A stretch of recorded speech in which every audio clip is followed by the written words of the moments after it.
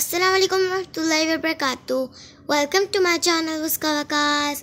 आज हम लोग कार की अनबॉक्सिंग करने जा रहे हैं।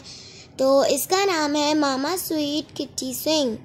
तो ये मेरी सिस्टर जोहा की कार है और इसमें 4 कलर्स हैं, yellow, blue, pink and red.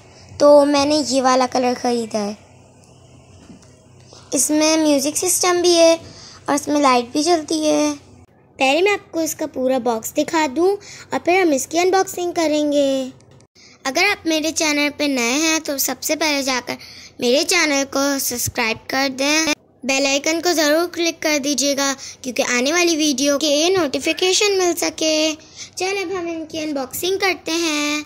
सबसे पहले हम इसका ऊपर की टेप खोलेंगे।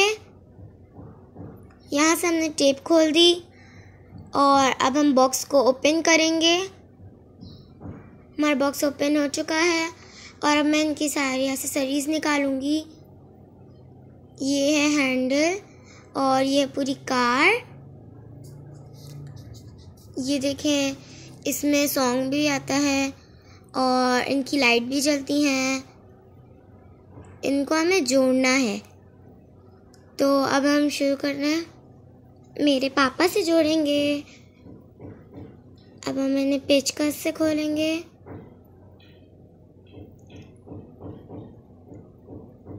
थोड़ा टाइम लेना पड़ता है हमें। खुल गया। और अब हम इसे इसमें लगाएंगे कार में।